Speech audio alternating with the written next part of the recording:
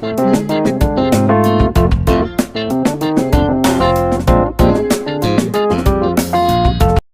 बात कही बिल्कुल, जिसको कहते हैं हम लोगों की नब्ज पकड़ ली। वो क्या है कि ब्याज कम हो गया।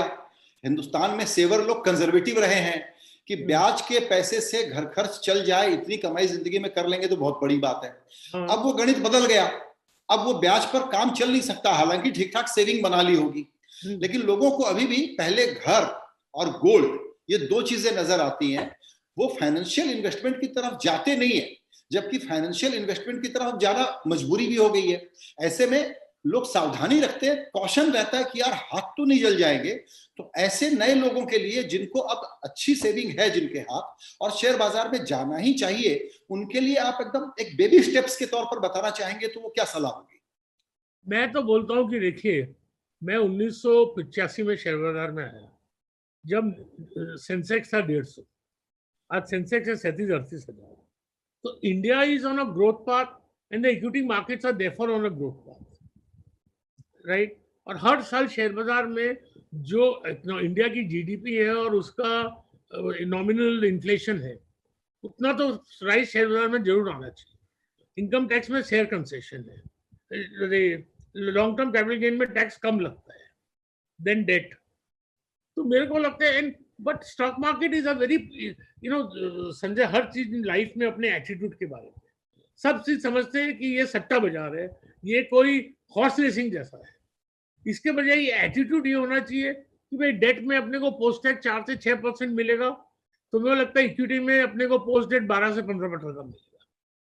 और जो पीरियड ऑफ टाइम में 5% में मेरा पैसा डबल होगा 15 साल में, आप समझे ना, 12% में मेरा पैसा डबल होगा 6 साल में।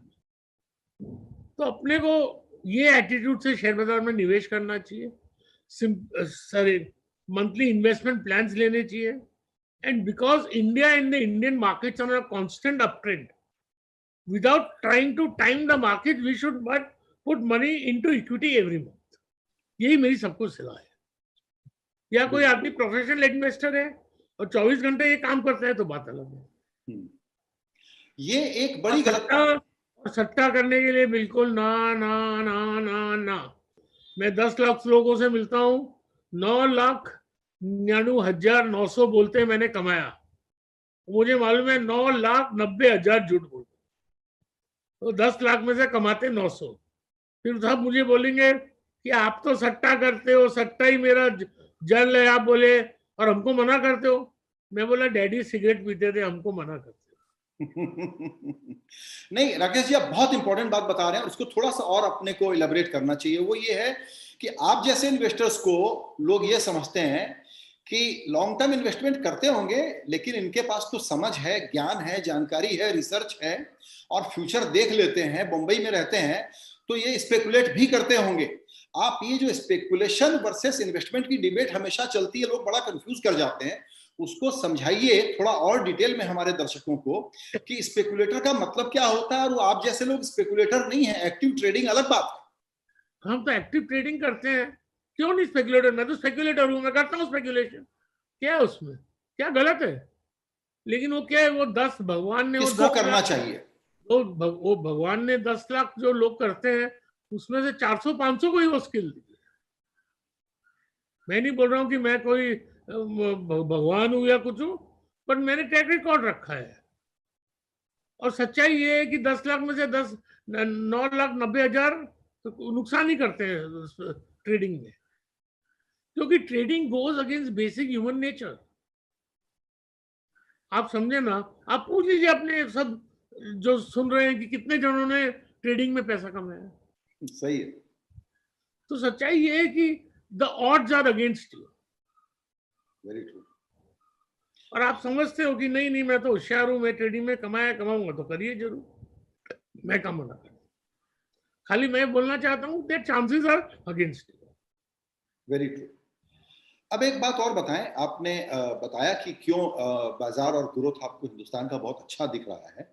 अभी एक आम धारणा बनी हुई है, और वो धारणा ये है कि शेयर बाजार में जो इस वक्त की तेजी है वो लीड कर रहे हैं बहुत लिमिटेड स्टॉक्स। तो अब बाजार में इतना स्टॉक ही नहीं है, इतने शेयर ही नहीं है जिसमें हम पैसा लगा सकें। ये बहुत ही पोलराइज्ड सा मार्केट हो गया है and profits are getting concentrated in fewer hands.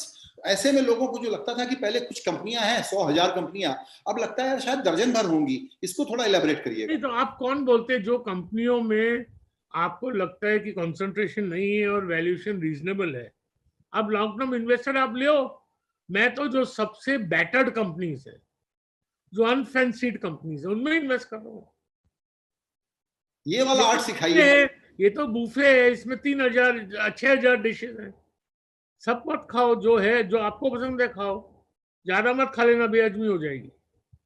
और सबसे अच्छी चीज, जो फुल टाइम निवेशक नहीं है उसको म्यूचुअल फंड्स के थ्रू आने।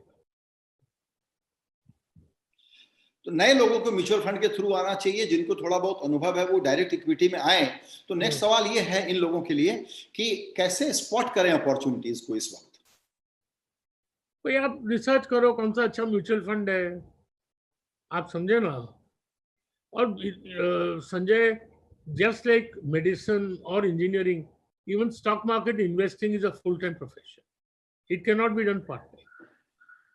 तो बोले मेरी नौकरी है या मेरा बिजनेस है और मैं साइड में खुद शेयर ढूंढूंगा और इन्वेस्ट करूंगा और फिर मालूम है मुझे कब बेचना है, और मेरे दोस्त के कंपनी, फादर इन लॉ की कंपनी है और वो मैं ले लूं, वो सब भैया चलता नहीं है। It's a full time professional work और फिर it's a process of learning. Rakesh Jhunjhunwala is still learning. I started my journey of learning in the stock market in 1975. आज 40 साल 45 साल बीत गए, मैंने बहुत कुछ सीखा है, लेकिन अभी भी सीख रहा हूँ। तो राकेश भाई, it has to be learned, like Rakesh cooking.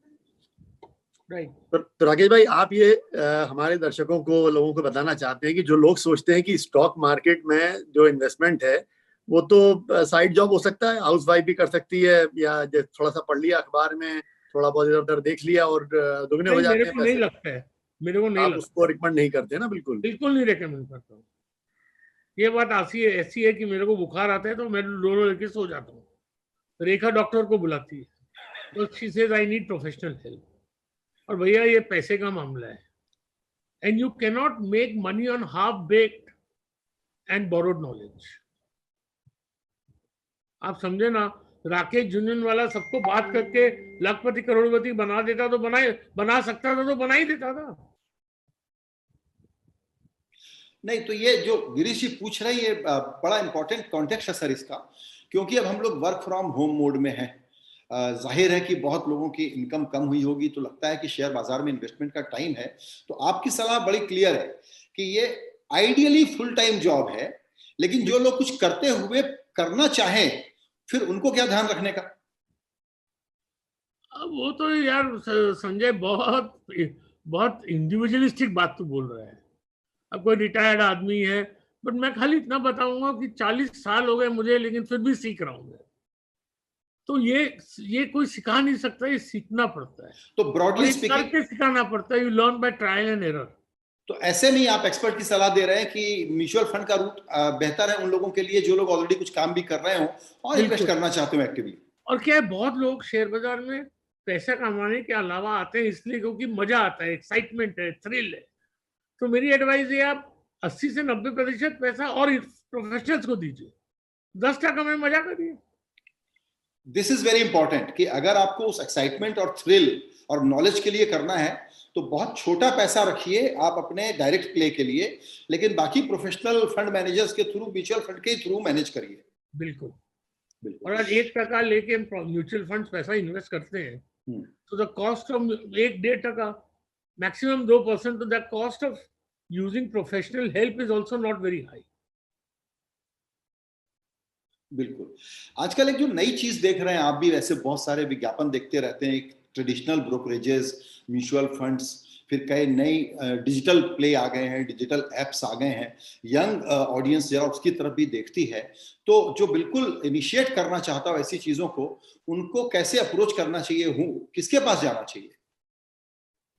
क्या सीखना उनको? डेली ट्रेडिंग नहीं, जिसको इन्वेस्टमेंट भी करना है जो एक्सपर्ट एडवाइस चाहिए वो किस तरह के प्लेटफॉर्म्स के पास शुरुआत करें? इसलिए इन्वेस्टमेंट इतनी इंटरेस्टिंग चीज है कि इसमें कोई एक चीज की सेंस नहीं यूज कर सकते. Every sense has to be used and the using of every sense needs development. तो मेरे को तो शेयर बाजार में सबसे बड़ा मेरा इंटरेस्ट ये है कि मैं सब चीज देखता हूँ, पढ़ता हूँ, लोगों से बात करता हूँ, कंक्लूजन करता हूँ. मेरी सबसे बड़ी ये है कि भाई कंक्लूजन राइट आता है कि रॉन्ग आता है, वो तो समय बताएगा. तो ये एक सीखने की it's a journey not a destination. तो हर आदमी को एफर्ट करना चाहिए, सीखने की कोशिश करनी चाहिए. पढ़िए, आप न्यूज़पेपर पढ़िए, किताबें पढ़िए, लोगों से बात करिए, खुद थोड़ा बहुत सौदा करिए, तो ये आदमी समझता है. There is no formalized book और course. It's like life, it's like philosophy. Girish ji Girish ji, आप भी बीच बीच में कुछ और सवाल लेने के लिए आएंगे तो इंटरेस्टिंग हो जाएगा डिस्कशन. क्या सर, मैं तो थोड़ा सा राकेश भाई की बात सुन के चिंतित हो गया हूँ. जनरली हम लोग ये मानते हैं कि राकेश भाई से सुनेंगे, कोई टिप लेके बाजार में जाएंगे और अगले हफ्ते दिवाली हो जाएगी. तो मैं तो दिवाली नहीं हो रही उसका सोच की चिंता में आ गया हूँ थोड़ा. नहीं, तो पूरे हिंदुस्तान की दिवाली कर देता. Letters you are overestimating Rakesh Jhunjhunwala. नहीं, तो इसमें प्रॉब्लम है. मैं भी 10 डिसीजन लेता हूं तो उसमें शायद 4 गलत निकलते हैं. फिर इसमें ये शेयर बाजार मेरे बाप का नहीं है. There is only one king and that is the market.